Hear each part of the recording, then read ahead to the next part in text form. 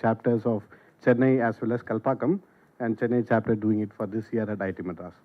So to begin the program, let me call upon the stage Professor Pratap Haridas, the Dean of Academic Courses, who will be presenting the Chief Guest address. Then I would like to invite the Chairman of the Placid Rodriguez Memorial Committee, Professor Kamaraj, to please come on the dais. Then I would like to call upon our special invited speaker, Dr. Debashish Bhattacharjee, to please come on the stage. And the Indian Institute of Metals Chennai Chapter Chairman, Dr. Murugayan, to please come on the stage. So we'll begin the program with the welcome address to be provided by Dr. Murugayan Amadalingam, who will be presenting about a brief welcome to all of you and as well as about the lecture itself. Yeah, Dr. Murugayan.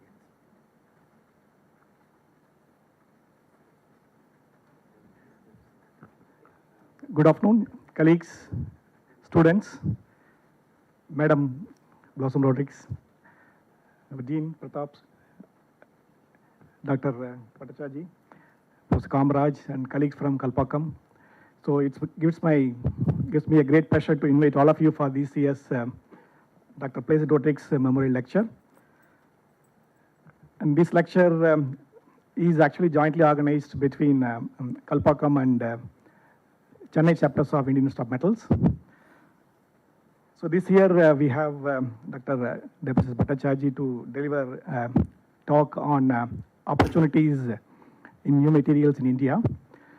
So I welcome on behalf of both IIM Kalpakkam and Chennai chapters Dr. Bhattacharjee to this event. And I also extend my hearty welcomes to all the viewers who are watching this in YouTube Live as well. And thank you again and welcome all of you to this year's event. Thank you. Thank you, Dr. Murugayan. So now I may call upon Professor Kamaraj to present about the Dr. Placid Rodriguez Memorial Lecture Series and the details associated with it. Professor Kamaraj. So, good evening to everyone. Once again, I join with IIM members of Kalpakkam and Chennai chapter. I welcome you all this 14th Dr. Placid Memorial Lecture. To say a few words about the PM of Dr. Placid Rodriguez Memorial Lecture, to perpetuate the strong scientific spirit and the value system which Dr. Placid Rodriguez practiced during his lifetime. Dr. Placid Rodriguez Memorial Lecture was instituted by the Indian Institute of Metal in 2009 under the pioneering leadership of late Dr. Baldev Raj, then Director of NIAS Bangalore and former President of IIM. Since then, the event is being organized annually by the Kalpakkam and Chennai chapters of the IIM. Dr. Placid Rodriguez, born in Koilan, Kerala on October 5th, 1940, obtained his BSc from Kerala University, BE Metallurgy from Indian Institute of Science, Bangalore, and MS from University of Tennessee, USA, and PhD from IIC, and MBA from Indira Gandhi National Open University.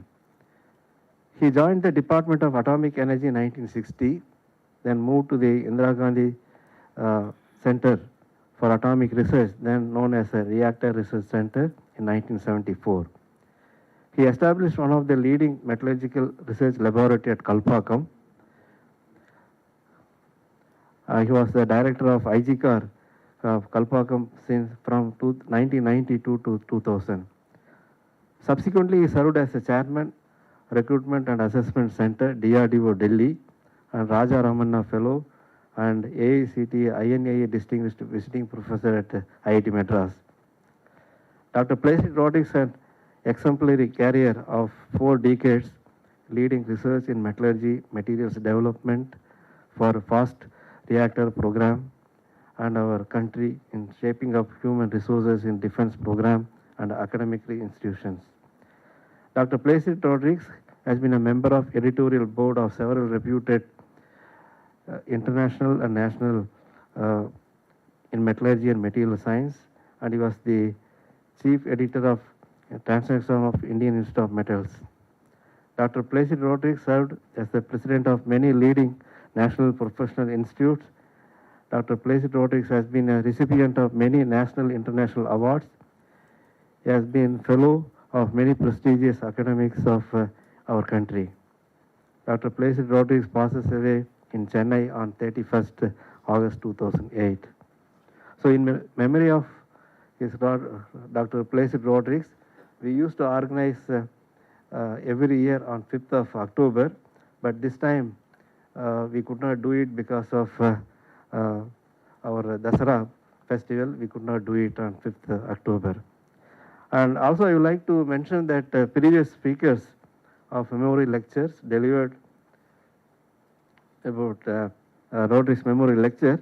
The first lecture, as I mentioned to you, it was instituted 2009, which was delivered by Professor Atul Choksi, Indian Institute of Science, Bangalore, followed by Professor Siram Ramakrishna, National University of Singapore, 2010, and Dr. Srikanth, Director NML, Jamshedpur, 2011, and 2012, Professor B.S. Murthy, IIT Madras, Professor Indranil Minna, Director, IIT Kanpur, 2013, Dr. Amul Kogle, Director, DMRL, Hyderabad, 2014, and 2015, Dr. G.K. Day, Associate Director, Materials Group, BARC, Mumbai. Dr. A.K. Bahaduri, Director, IGCAR, Kalpakam, delivered in 2016, and Dr. U. Kamachi Mudali, Chairman and Chief Executive, KV Water Board, Mumbai, in 2017, and Dr. Samir V. Kamath, Director General, Naval System, DRDO, 2018. Dr. S. Somnath, Director, VSSC, ISRO, Trivandrum, 2019, and Dr. Surya Kalandi, Georgia Institute of Technology, USA, which was held in 2020.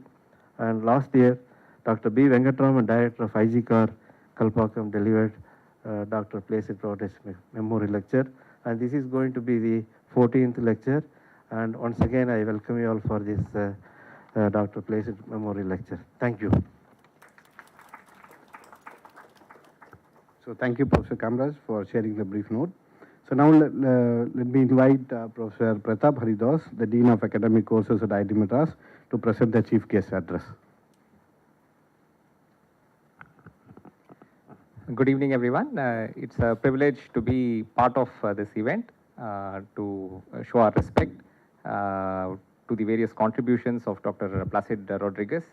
I think it's very fitting that we use this opportunity to meet as a larger community because I think traditionally with all the activities we all get involved in, we tend to get into silos. Academic people are in the academic world. The industry people are in their own world, and we don't really get an opportunity to meet in a relatively free setting where we don't have a specific agenda of giving a project or taking some specific consultancy or any such thing, but just to exchange information, to learn from each other, and so on. So I think it's very important in any aspect of engineering to build this sense of communities that we are in this together. Because it is true that the industrial sector is, if you ever worked in an industry, you will find their focus on a daily basis is very different from what, as a student or as a faculty, you may tend to see in an academic setting. And each has its value. So there is no specific reason to believe one is better than the other and so on. And I think opportunities like this help us see the other side of the world in much greater clarity. And I think over the years, we have seen really distinguished speakers participate as part of this lecture series. And today we continue the tradition. We have Dr. Debashish here, and I'm confident that we will all be quite enriched by listening to his talk as part of this event. Thank you all, and I hope we'll have a good evening. Thank you. Thank you, Professor Pratap. So now I would like to invite Dr. V. Karthik, Vice Chairman of IAM Kalpakam chapter, to introduce this year's PMRL speaker.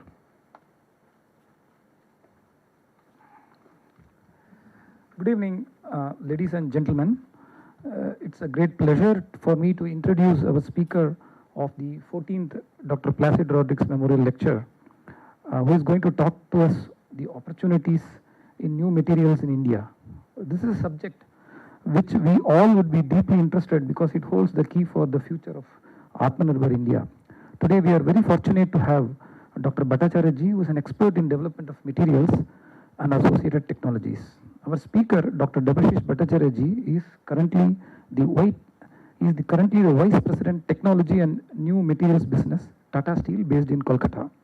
He joined Tata Steel in R&D function in 1996 after a prolific academic career that includes BE in Metallurgical Engineering from the Jadavpur University in 1986, MTech in Metallurgy from IIT Kanpur in 1989, and PhD in Material Science and Metallurgy from the University of Cambridge, UK in 1993. Serving as the Chief of Research and Development and Scientific Services in 2009, he was seconded to the Tata Steel Europe as Group Director Research, Development and Technology for Tata Steel Group. He is also responsible for setting up new businesses in materials beyond steel, like in composites, graphene, and medical materials. Dr. Bhattacharjee is a fellow of the Indian National Academy of Engineering and of the Indian Institute of Metals. He is a visiting professor at the Imperial College of London and at the University of Warwick, UK, and at the University of Science and Technology in Beijing, China.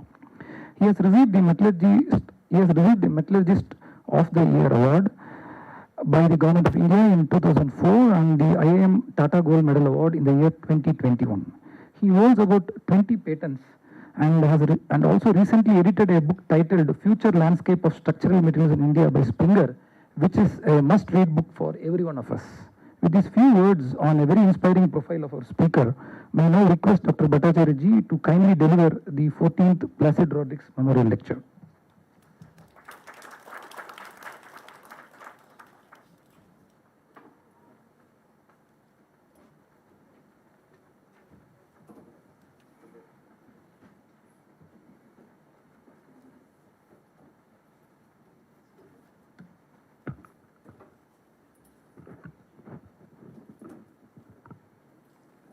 Thank you. Can you hear me? Am I audible? Thank you. Thank you, Dr. Pradeep, for this rather humbling introduction. Thank you for the organizers for inviting me and giving me the. It's an absolute honor and privilege to be here speaking and delivering the Dr. Placid Rodrigues Memorial Lecture. So, Dr. Murugayan, Dr. Kamraj, Professor Haridas, Dr. Pradeep, all the faculty members here from IIT Madras, students and colleagues from IGCAR, other members of the IIM chapters. I'm really grateful that you have considered me to be the 14th speaker of Placid Rodrigues Memorial Lecture. And I'm more than ever honored that Mrs. Rodrigues herself is here, and my deep respect to the soul of Dr. Placid Rodrigues, and I pray for your well-being and continued good health going forward. I had met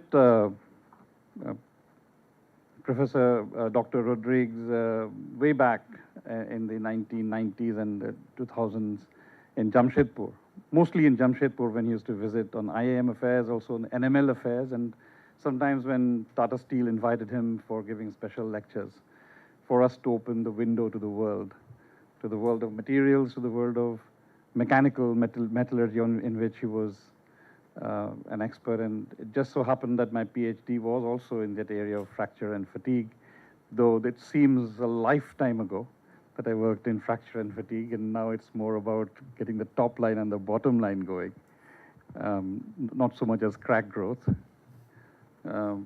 Yeah, but it's a curve anyway. It's a line that goes up, right? But again, I'm really grateful that you have invited me for this lecture. I will not be talking on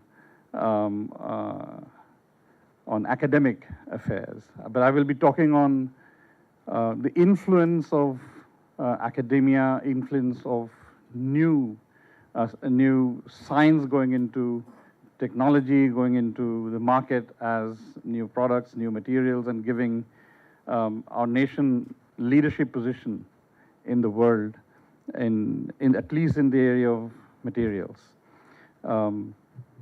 Professor Haridas mentioned about the industry and academia, like East and the West, the twain shall never meet. But I think these are the occasions when the twain do meet. And again, thank you for giving me this opportunity. And these are, you'll not find equations here. You will hardly find microstructures here. But I hope you will find the story interesting as to how things evolve, especially in the area of materials. So I have, as was told before, I have worked, in my PhD, I've worked on fracture of steel, of aluminum alloys, of even polymers, PMMA.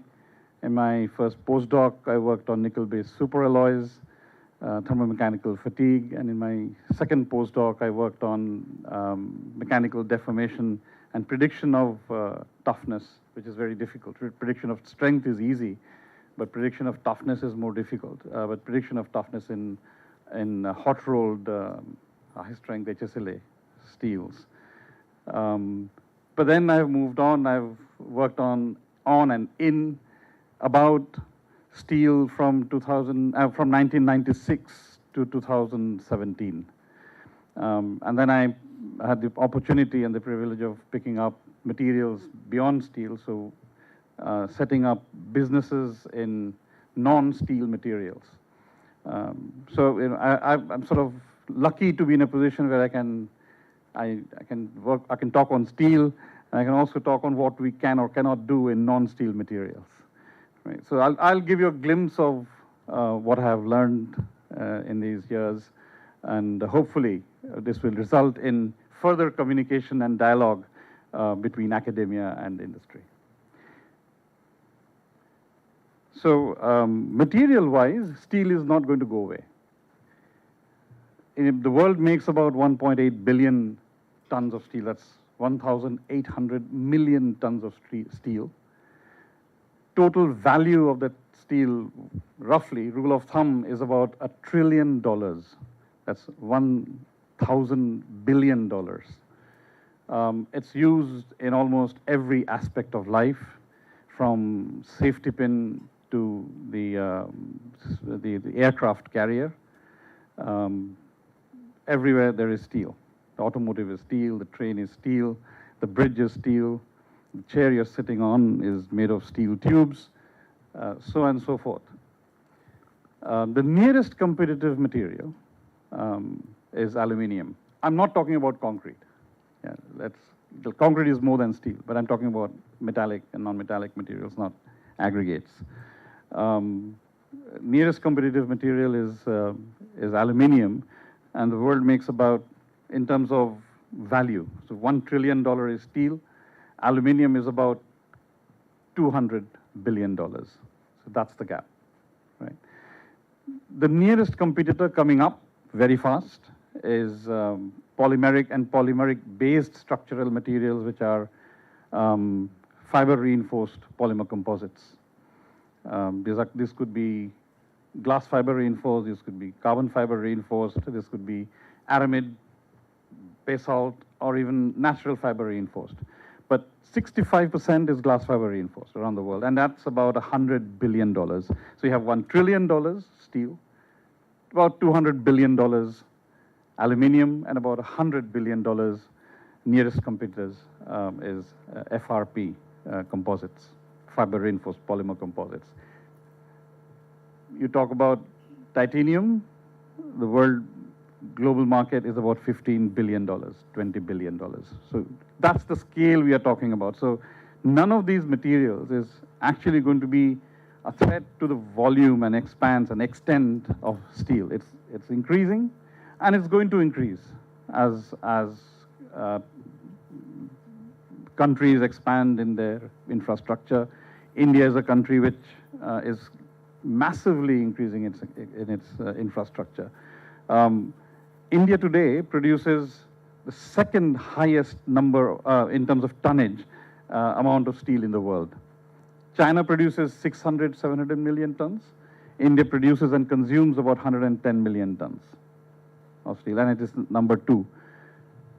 But if you look at how much India can consume, given by global standard of a mature country consumes about 300 kilograms per person per year of steel, which for a 1.4 billion, 1.3 billion population, it comes out to about 350 million tons. So India eventually is going to go to 350 million tons.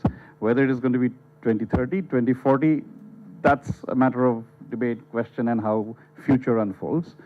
But that's the amount of steel eventually, as a mature country, India would need continuously. Today, India is at 110. It's going to go to 300 eventually. It's going to pass through 200, 250. Those are large numbers. So whatever steel India produces today is going to double, is going to triple. But there will be areas in which other materials will compete. And you're seeing that competition come in today. You're seeing the car, for example, which used to be all steel. Large parts of a car, even the exterior, is not steel anymore. You don't make out. But they're not steel anymore. The bumper, which you think is very safety critical, is not steel. The bumper is plastic. And the technology today is so mature in that particular aspect that the color, the shine, and surface finish-wise, you can't make out unless you touch and give it a knock. And you'll see the knock on the bonnet and the knock on the bumper. The sounds are different. The bonnet is clearly metallic, and the bumper you'll find for almost all cars is plastic. So unknown to us almost, this transition is already happening, where other materials are taking over traditionally used materials. And this is usually driven by megatrends. There are many trends that are happening in the world which define the way we behave, define the way industry behaves, and define the way the politicians bring in regulations, right? And these are megatrends such as lightweighting. And the world needs lightweighting because weight means more energy consumption. And if you are consuming oil, you're also giving out more CO2. So the world is going to go towards lower weight, lightweighting, and that therefore it's going to always try to use lighter materials. And those of you who know steel, they know that the move of steel towards higher and higher strengths and higher ductility is driven by the fact that you need to use lighter weight steels in a car, right? But then eventually, when it comes to cost effectiveness, some other lighter material will come in and win the competition. Plastics and fiber reinforced composites are 1/3 the density of steel. At some point they will win on the lightweighting game. And therefore bumpers today are FRP or plastic. Environment and sustainability. It's a one-way street. The world, in spite of Germany suddenly liking coal because Russia has switched off the gas lines, is a temporary affair. The world will go towards low carbon energies. The world will go towards low CO2 emission. And that is a mega trend which will drive many, many behaviors and many, many transitions in the industry. And you're already seeing battery-powered vehicles, electric vehicles on the roads. And that, again, to use a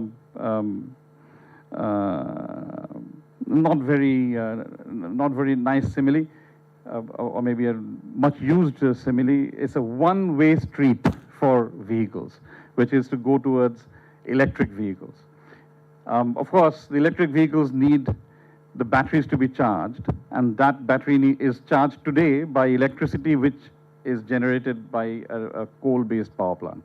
So there is CO2 at some point in the power. But nevertheless, in 5, 10, 15 years' time, that power is also going to be green, and eventually you will have green electric vehicles on the road. That is the mega trend going forward. So industry, whether it is vehicles, whether it is manufacturing, whether it is airlines, is driven by consciousness about environment and sustainability. Those are mega trends. And health. There are many. I've just chosen three. As you know, in the 1940s, around Second World War, the average longevity in India, guess how much it was? How many years was the average longevity? 1940s was about 30 years. In UK, which was then ruling the world and the sun never set, was about 45 years. And of course, medicine transformed everything. Penicillin transformed everything. Availability of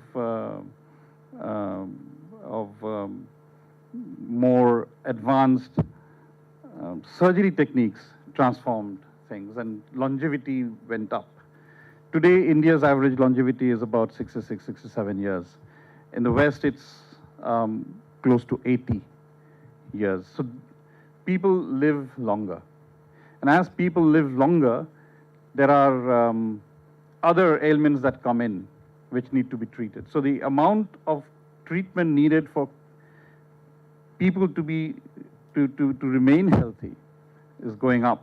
People live longer, people need more treatment, and the other factor that has happened is people can also afford medical treatment.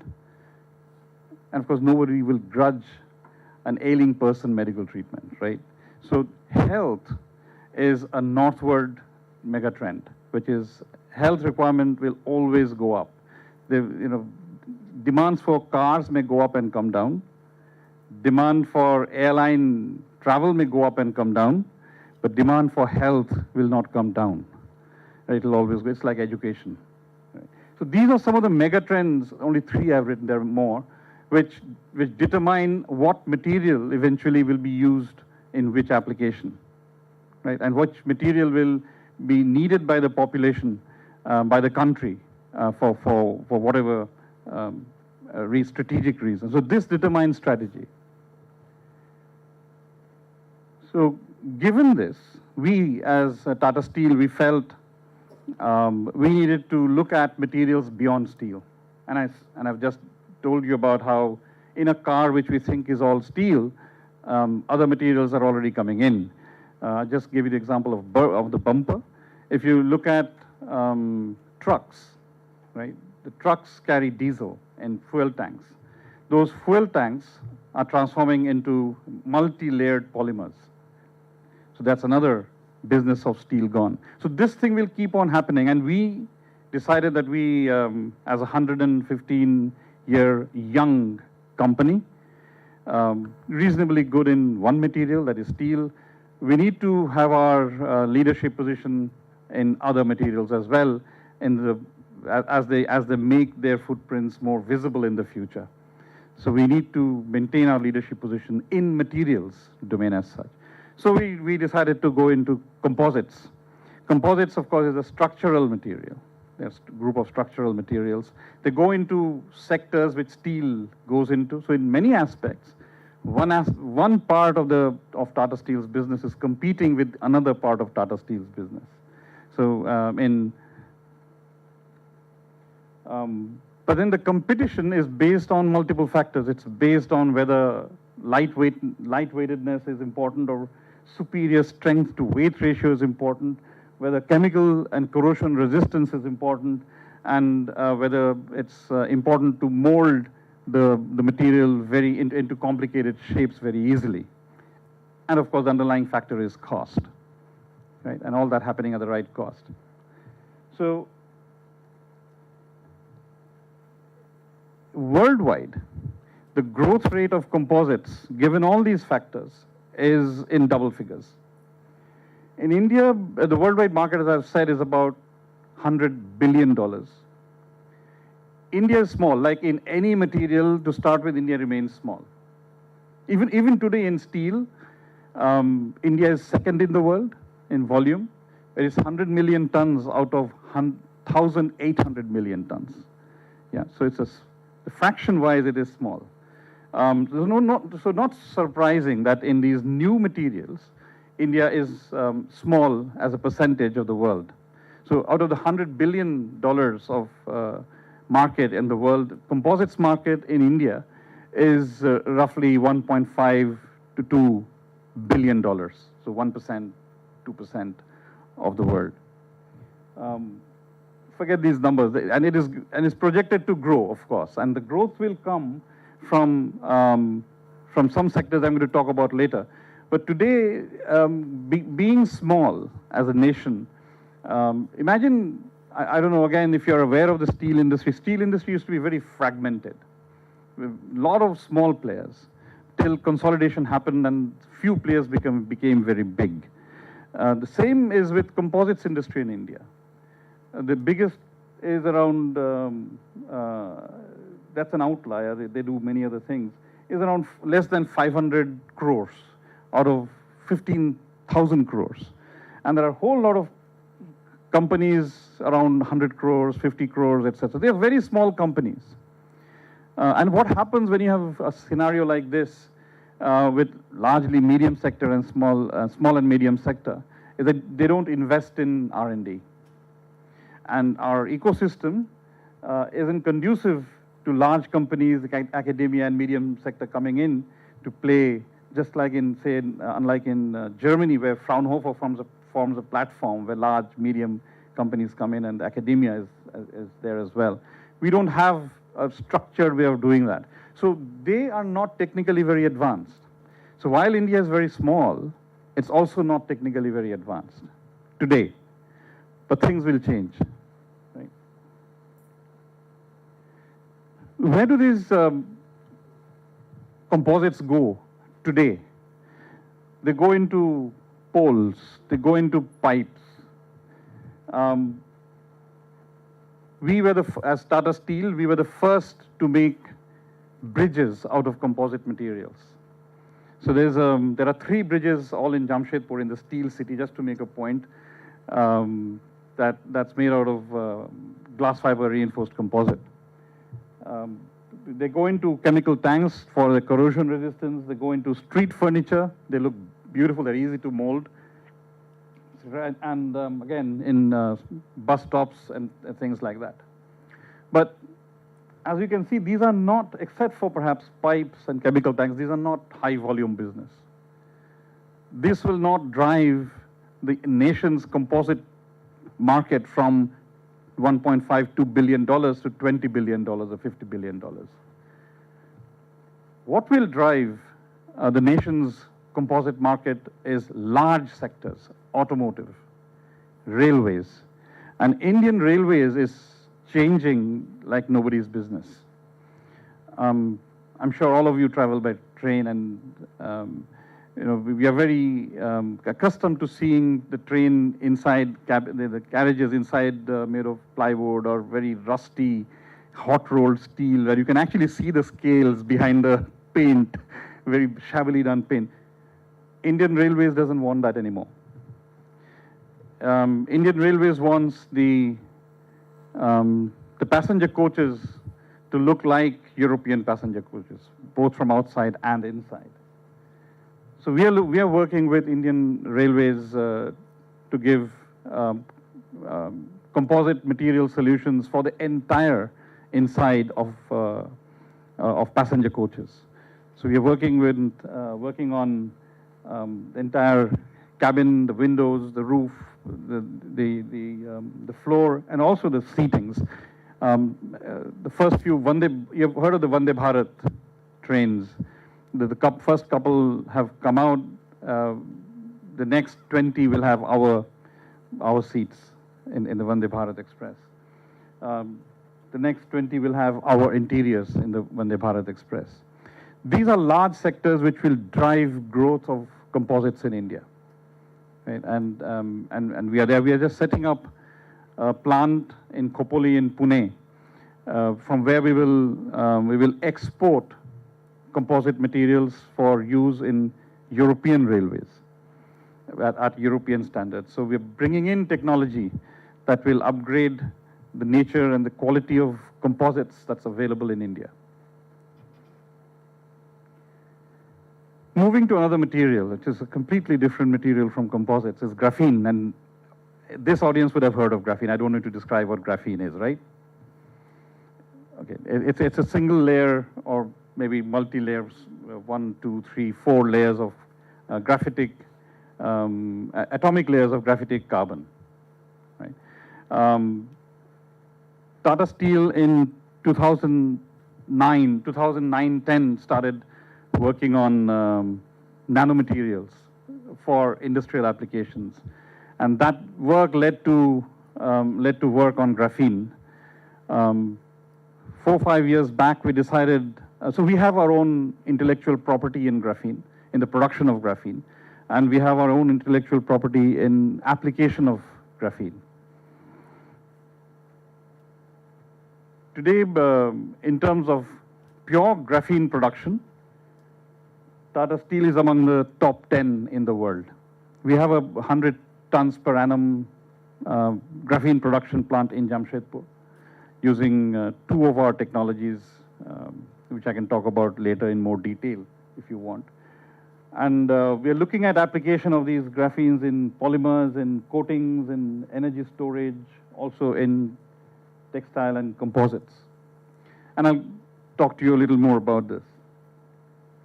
So we have about, this is the plant in Jamshedpur which has a capacity of 100 tons per annum, and it's called Graphite, which is a very obvious name. So today we use graphene, and we have about 50 patents around graphene and its applications. We use graphene in dispersions in paints, adhesives, and waterproofing. We use graphene in thermoplastics, and we have a range of thermoplastic pipes with a brand name of Wondra, whose properties are enhanced through graphene. The properties of the pressure that they can take, and very, very importantly, it increases strength level, and therefore when you recycle this, normally the strength level drops, but because it's increased strength level, it can take 3 to 4 recycling before its strength level drops below the acceptable limit. So graphene in thermoplastic pipes makes thermoplastic pipes recyclable. So that hits sustainability in a big, big way. It's a positive on thermoplastics.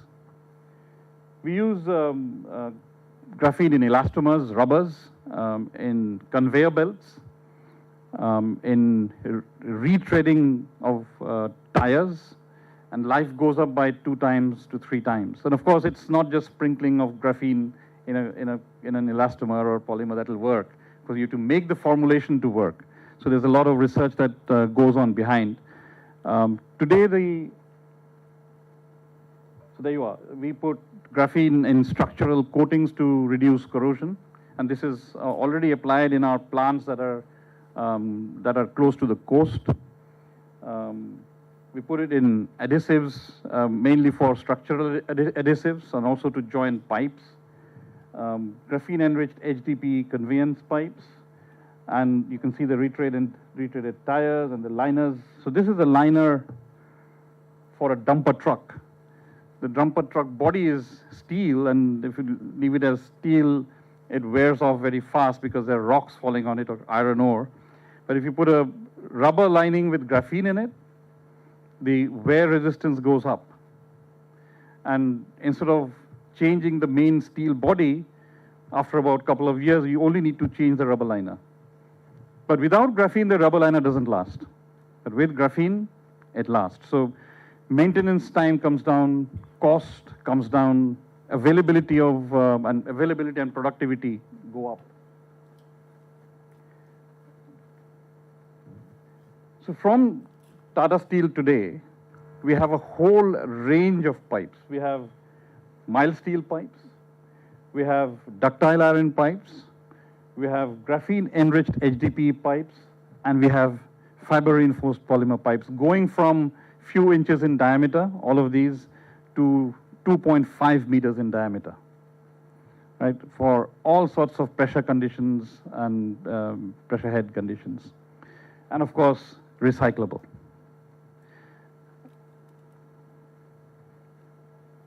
Before coming to medical materials today, we are one of the top 10 in volume capacity of graphene production.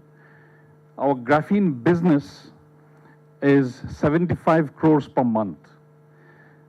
At this, it is one of the top 2 in the world in graphene to make commercial use of graphene. And I think this puts India right at the top in the leading edge of graphene production and graphene usage. It's a material that otherwise around the world people find it very difficult to use. Right? And our graphene commercial usage numbers, 75 crores per month, is on an upward tick. It's doubling every 6 months. So looking at the mega trends, we addressed lightweight materials, composites, and we're looking at large evolving sectors such as railways. We're also looking at railway wagons, I forgot to mention. Wagons that carry salt and coal, they actually carry acid, hydrochloric acid or sulfuric acid, essentially. And they corrode very fast. So by specification, they should have, these wagons should be made of austenitic stainless steel. But that's expensive, not easily available, and not very easily maintainable, right? So we have given a solution of using FRP for these wagons. And at this very moment, we are working with RDSO, which is the Railways Design and Specification Organization, with the permission of the minister himself, working on 2 rakes, that's 120 wagons of FRP material as prototype for transporting salt and coal. Right. Going by the megatrends, I mentioned health. And as a materials company that's interested in materials beyond steel, we could not ignore health. So we delved into medical materials. And of course, medical materials is a huge area. Roughly, you could consider medical materials and devices into 4 segments. Diagnostic imaging, so you have these X-rays and CT scanners and the materials involved in those. You have instruments and appliances, which are mostly stainless steel. You have patient aids and implants, which are, again, metallic as well as ceramic. And you have the consumables and others, which are, again, ceramics and also some textile. Right? There could also be bandages. There are protein supplements and things like that. You don't need to total it up. The Indian market, just the Indian market today is about 60,000, 65,000 crores. In medical materials and devices, not medicine. Nearly 75% of this is imported. What is not imported are the simpler materials, needles, bandages, and so on and so forth. But even a basic material such as hydroxyapatite, which is calcium phosphate in a particular crystalline form and morphology, is imported. Nobody manufactures at the medical grade hydroxyapatite in India. And this hydroxyapatite is needed for coating on implants. An implant made of stainless steel or titanium coated with hydroxyapatite makes assimilation, bone assimilation easier, and therefore curing time less, so and so forth. Hydroxyapatite is used as bone fillers, right? It's used in dental, it's used in most orthopedic operations, but that material is entirely imported. So we decided to make a difference. We decided that we will not import even technology. That's the hydroxyapatite point. We decided to work with IISc Bangalore, Professor Bikramjit Basu, who is one of the leading biomaterials professors, and with Ramaya Medical College, with the Medical College in Kerala, and with a startup company which is proficient in advanced ceramics manufacturing. we are steel makers. We understand ceramics, but we're not advanced ceramics manufacturers. So we created a company called Ceramat, which is a Tata Steel company. The company is run by the advanced ceramics experts. And we are producing at commercial scale hydroxyapatite made using the technology from ISC Bangalore. Its quality is the best in the world. We have benchmarked it in India with imported products. We have sent our products to Belgium and US for benchmarking, and it matches perfectly. Of course, it's gone through a lot of pain and hardship in evolving not only the process, but also the equipment necessary to produce at that quality. But today we are ready to market, and it is being test marketed today as hydroxyapatite for coating on implants. So this is hydroxyapatite being produced in all glass vessels. We make about 200 kilograms per month. We have the capacity, and here the hydroxyapatite is being plasma sprayed on a hip implant. And of course, this is the implant otherwise looks like this. This is hydroxyapatite coated. It will also be coated on the socket, etc. So this is our first use of hydroxyapatite, and of course the use of hydroxyapatite is multifold. And we are 6 months into this business. We will grow this business rapidly as we go forward. But again, as an example, this is where India needs an Indian player to come in with our own technology to claim what is ours, really. I mean, this is most of the foreign multinationals playing in our market with prices that they control.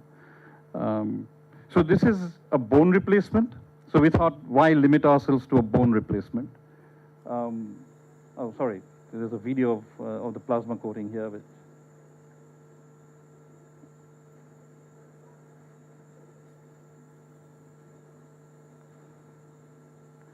Not very well photographed. But I guess you get the point. There's a spray gun, and the implant is rotating for the coating. Can I move on? Yeah. So we looked at the other material to work simultaneously on. So that was a bone replacement, and this is a skin replacement, or even a flesh replacement. So this is a protein called collagen. Collagen usually comes from cow bone or pig bone. Not very user-friendly in a country like ours.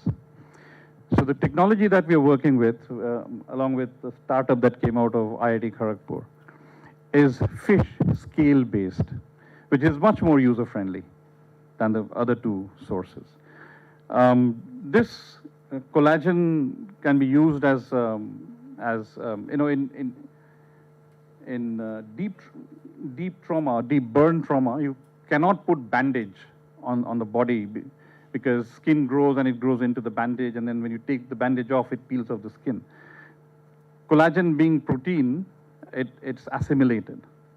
So it acts as a guard, it also acts as a medication source, and it's assimilated in the body. But collagen of that nature needs to be very pure. And that purity collagen, which is perhaps 99%, is not produced in India. India produces a max of about 9% purity. Right? And everything else is imported. And you can imagine it's at exorbitant cost. The 1 kg of that collagen on the right-hand side is 22 crore rupees. Right? I can tell you it doesn't take that much to produce. Right? So that's the amount of profiteering that happens in the market, just because we don't have a producer in India which produces using local materials. So and of course collagen is used from this application, which uses 99% pure, to all sorts of, even in protein milkshakes, you'll have collagen. In face cream, which says wrinkle-free, you'll have collagen. So there are multiple uses of collagen. And the even more use is a byproduct of this process, The byproduct of making collagen is gelatin. All the capsules that you see, the hard cover of the capsules is gelatin. And India is one of the biggest producers of capsules in the world. All ice creams have gelatin also. So the market for these materials is enormous, and we don't produce. So we've got into these two materials.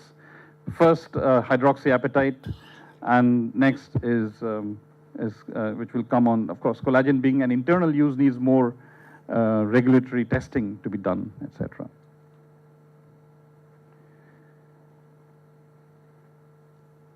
Let's move back to, how much time do I have?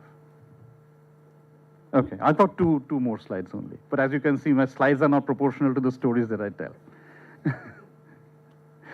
So, having said this, let's look at slightly into the future. You're in Chennai, and South India is the base of India's aerospace when it's going to come up. NAL is in HAL, HAL and NAL are close by. And they will need carbon fiber. They today need carbon fiber. India does not make an ounce of carbon fiber. Carbon fiber comes usually from polyacrylonitrile, which is a petroleum product. And the technology to produce carbon fiber is proprietary. It's very closely guarded by a very few set of companies in the world. And they're not going to share those technologies. So we thought there would be another route to producing carbon fiber. And that's from steel plant waste. Steel plants traditionally have, steel plants that use coke and have blast furnaces. They have coke making plants. So making of coke from coal produces tar as a byproduct. And tar produces pitch. And pitch of a certain quality can be converted into multiple useful products. It's really a waste product, but can be, I'll talk about some more, but pitch can be converted into carbon fiber. And this is pitch-based carbon fiber. It is not of the same strength level as pan-based carbon fiber, but it is stiffer than pan-based carbon fiber. So its uses could be different. But as a nation, we are the second biggest steel producer in the world. And we are going to grow from 100 million tons to 300 million tons, as I've said before. So our production of a source for carbon fiber is going to triple in the future, right? So we put some effort into finding out technology. There is technology available with two companies, and they're not going to share. So we found out our own technology to produce carbon fiber from coal tar pitch. This is our initial results.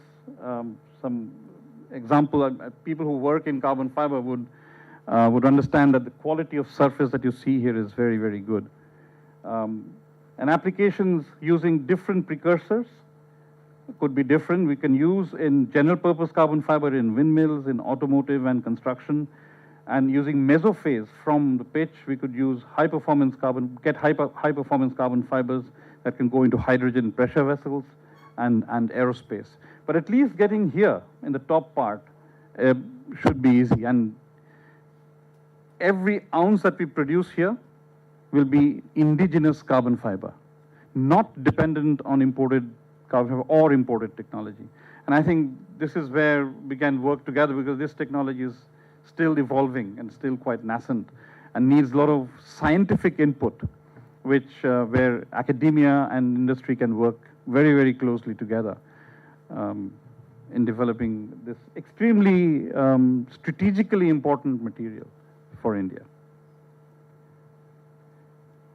Sorry.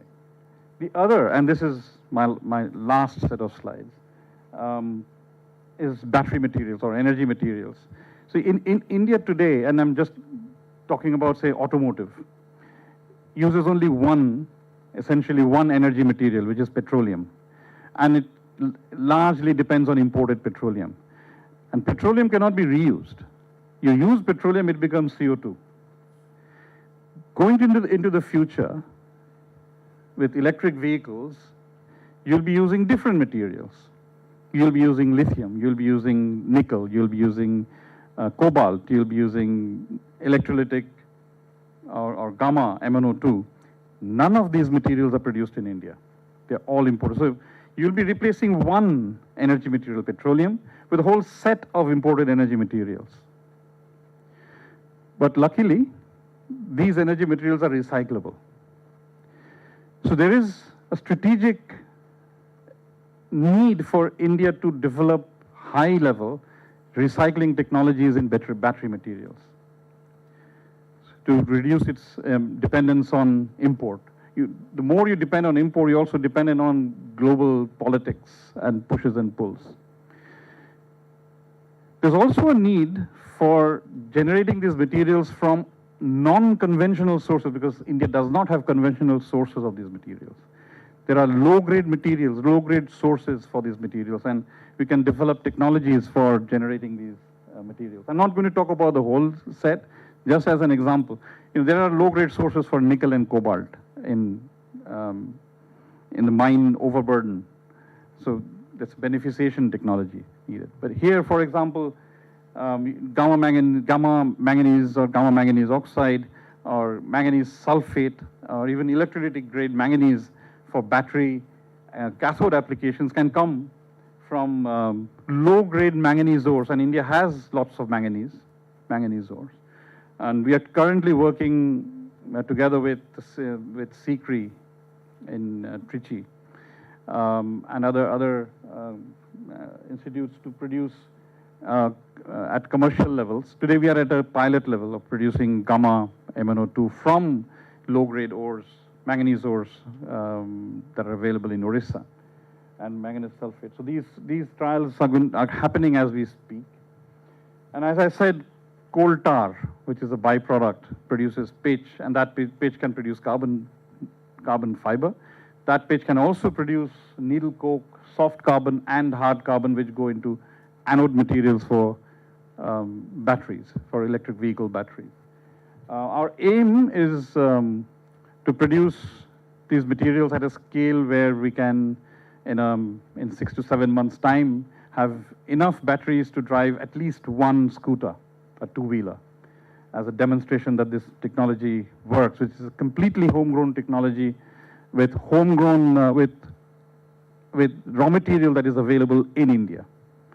Right? And I think this is the direction in which industry, academia, the research labs, we should work together to move to make India self-reliant in areas that are of strategic importance going forward. And when we do that, we also take international leadership.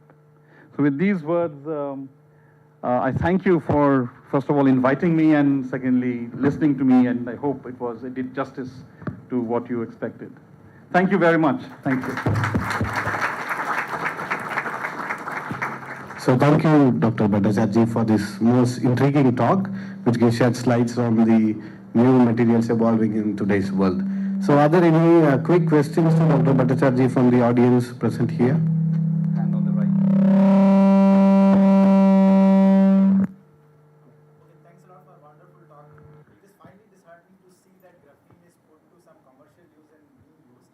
I think the applications which were promised mostly in electronics looks like they are still struggling to take it to commercial level. But good to see that it is already there.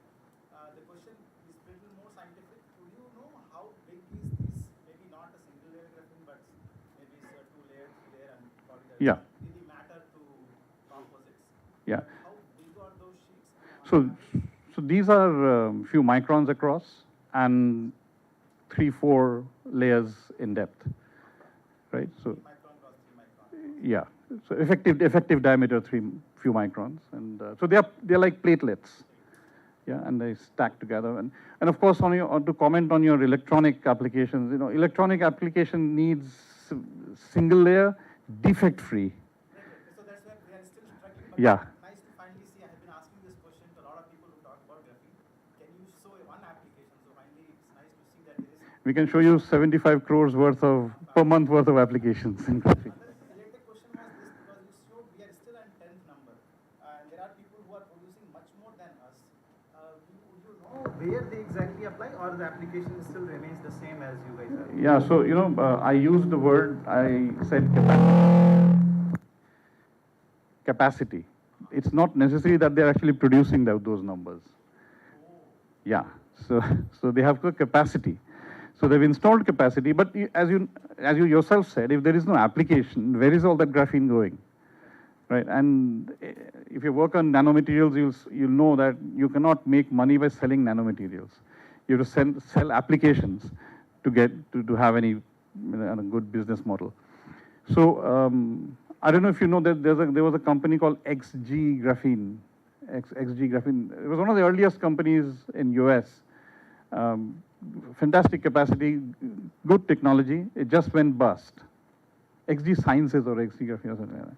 But they went bust, essentially because they were stuck to one application or two applications, and they were not willing to divert and find out the most appropriate application for the type of graphene they produce. So, having divergence is very important. Thank you. Okay, any questions? We will move on to the online viewers who had come up. We are talking so much about additive manufacturing. Do you think additive manufacturing have any role on graphene? Yeah, As a raw material. sure. I don't know if additive manufacturing as particular to graphene, but definitely additive manufacturing in multiple materials will have its role. So I'm not an expert in additive manufacturing. There are much better experts sitting here. But from an industrial perspective, we see that additive manufacturing has its own niche application where it is most effective in use. If you think we're going to produce rolls of steel with additive manufacturing, it's not going to happen. But if you think we're going to make specialized gears, which are usually made through subtractive manufacturing and therefore material loss, but do it through additive manufacturing, I think there is a gain. So we need to find applications where additive manufacturing adds value. And today, we are actually looking at additive manufacturing process for medical devices using hydroxyapatite, because then you don't lose material. You can add up without material loss, and you can actually tailor it to being patient specific. So that's where it is being used. So in graphene, if you can find a use where the parts are small and have some specificity of use, I'm sure we can use graphene for 3D manufacturing. Only to improve the strength or damping? It depends. So in paint, you mean graphene? Graphene in paint is to improve corrosion resistance. So platelets of graphene increase the tortuousness of the path of the electron, so therefore corrosion resistance goes up. Graphene in rubber increases wear resistance, not necessarily strength. But graphene, what else will we? In pipes, that increases strength of the material. Yeah. So depending on the use and therefore you formulate the graphene compound accordingly. Thank you. Yeah, so before going to the YouTube questions, Yeah. I have my question as well. So I see that, always you also, give, this information. Steel is the cleanest to produce, right? The steel is the cleanest material to produce. How does it compare if steel is replaced with the composites, the greenhouse gas emission in producing those composites per kg of composites with respect to steel? Are we not polluting more? So, very good question.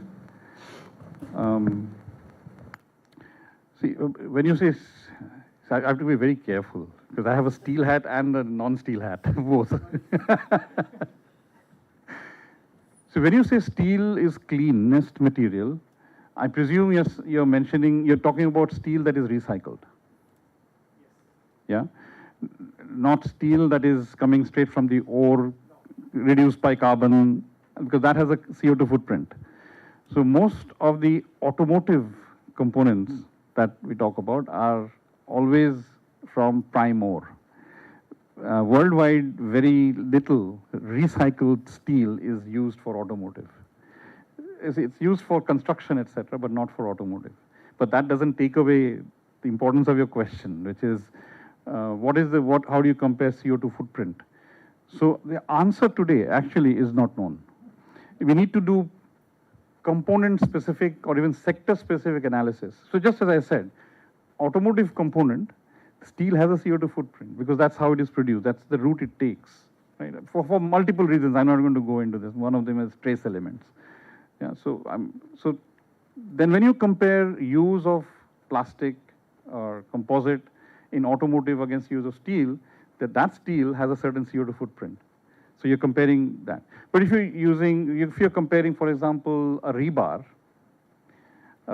which can be made from recycled steel, that rebar has a much less CO2 footprint. And if tomorrow you're using FRP rebar, which we plan to, then that comparison may be adverse. So the comparison that we do has to be use specific, component specific. And we are actually carrying this study out. It's not, as you can see, it's not an easy thing to do because certain composites, certain plastics are recyclable, certain are not. So thermo sets are not easily recyclable, and they're not. But if you do thermoplastics, they are. So their CO2 footprints will be different. So we are actually doing an 18-month study with Professor Sridhar Sitaraman. You know him, right? With Sridhar Sitaraman to work exactly to answer this question. So under what conditions is the CO2 footprint high in which material? Under which application? Thanks, sir. So one YouTube question from Professor Subramani Sharma. So what is the future of green steel making in India in general and Tata Steel in particular? Any timelines? Yeah, Tata Steel has given a timeline, 2045, net zero. It's published. So, yeah, as against the nation's timeline of 2070, Tata Steel has put a 2045 timeline on itself. We have multiple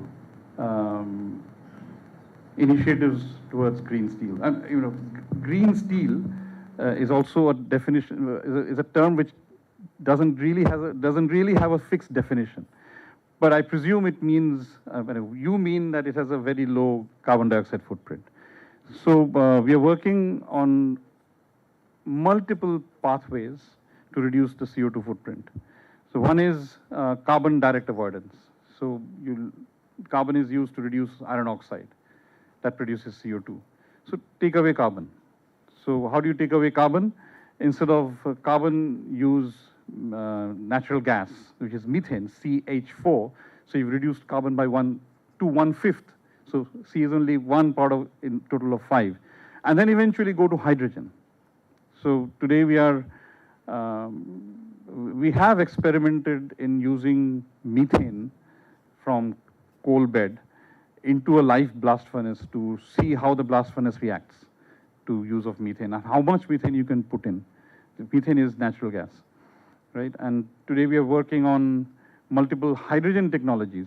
So hydrogen from biomass, hydrogen from electrolysis, hydrogen from chemical looping technology, which is a new technology. So generating hydrogen at low cost, and then using that hydrogen, A, in a blast furnace, B, in a direct reduction furnace. So all these are going on simultaneously. But eventually, we realize that blast furnaces will not go away, because they are huge capital investments. So you can't just suddenly shut it off one day. So as long as blast furnaces remain, there'll be CO2 to capture, to deal with. So you have to capture the CO2. And when you capture the CO2, you also do something with it. So you have to utilize it. You can utilize it by sequestering it. But India doesn't have sequestration areas. So you have to utilize, basically fix it in an organic or inorganic compound. So mostly organic. So we are working with other collaborators to see how CO2 can be captured. So we have a pilot plant in Jamshedpur for CO2 capture and utilization. So today it's small, 5 tons per day, but it's 5 tons per day, right? And we are utilizing that CO2 to demineralized water in the cooling circuit. So calcium ions and magnesium ions are precipitated out by that. We actually buy CO2 to do that thing. Can you imagine? So now we are using the captured CO2 to do exactly that.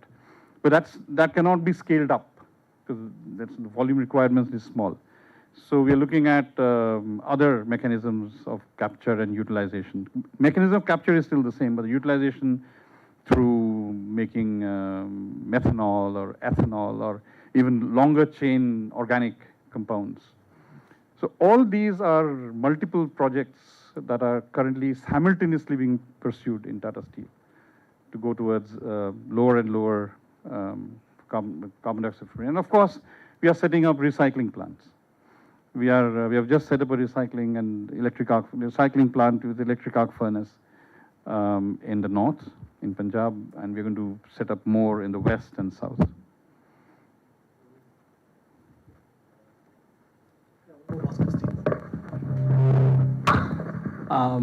When you started to work on graphene, did you envisage a 75 crore per month business when you started to work on this? That's my first question. Yeah. The second question is, you are talking about carbon fibers. You know that silicon carbide fibers is something that we cannot get, and it's still a technological problem. Why Tata Steel is not looking at Tata Steel silicon carbide fiber as one of the major research or technologies to be developed along with carbon fibers, simply because there are only 5 companies around the world which can make silicon carbide fibers, and they're not available to the Indian market because of the embargo. Yeah, so to answer your first question, truthfully,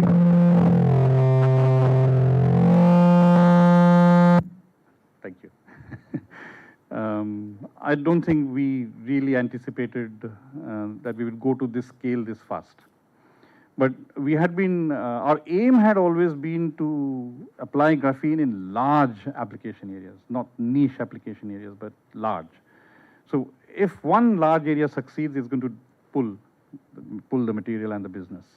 So application in pipes and conveyor belts, these are large application areas. Pipe market, this sort of pipe market, the HDPE pipe, is 40,000 crores, 50,000 crores.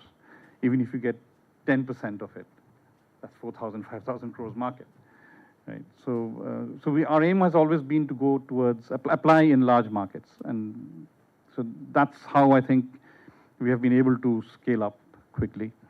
That's answered your first question. Second question was on silicon carbide fibers. We are not averse. We're definitely not averse to it. We have studied. At the moment, we don't have the bandwidth, given the materials that we are dealing with today.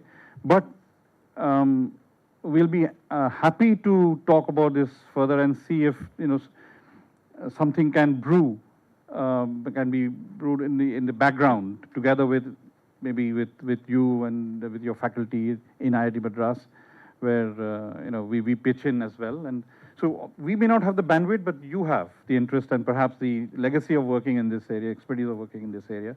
We'll be happy to participate, and with an aim to the future. Thank you. Thank you, sir. So now may I call upon Professor Prad. Oh, you have a question? Okay. So thank you, sir. Thank you very much for sharing with us the inspiring talk. I would like to know whether do we have a concept called self-healing in this kind of developments of fiber-reinforced plastics and graphene-based materials? Because when you apply for strategic application like hydrogen storage confinement containers, so we usually look at that the damage should not propagate. So self-healing by itself may protect it for some time. We have not specifically looked at self-healing, but self-healing technology is available, right? So when that particular application comes, we may apply the self-healing technologies, because per se in cylinders, the example that you gave, hydrogen cylinders, the way they are produced is by winding, right? And because the fibers go at angles in the winding, they make the crack path tortuous anyway, right? So crack propagation is difficult.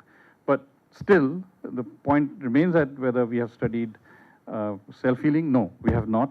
But when the application comes, we will apply self-healing. Thank you. So now may I request Professor Pratap Haridas to hand over a moment as a token of appreciation to.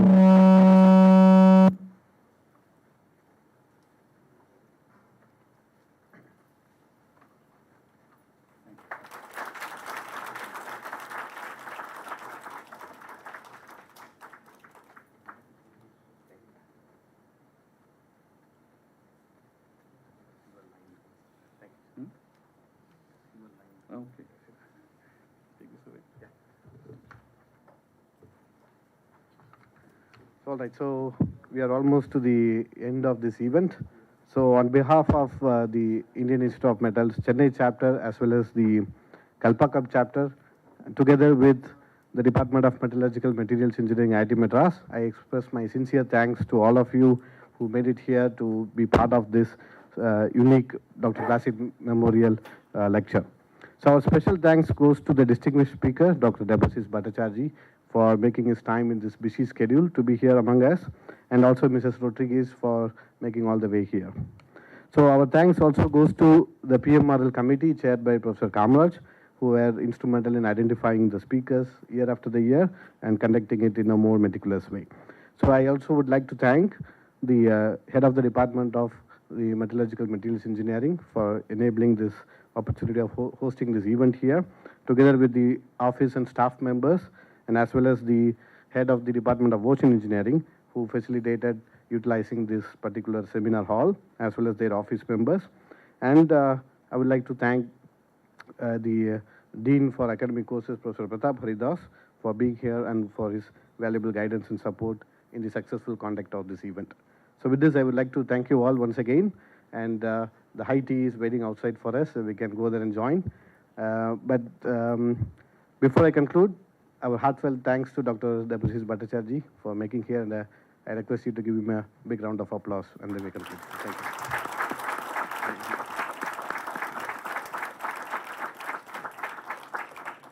Yeah, so we can move on for the high tea, and the office bearers of IIM Chennai and Kalpakam can please be waiting here for a few minutes. Yeah.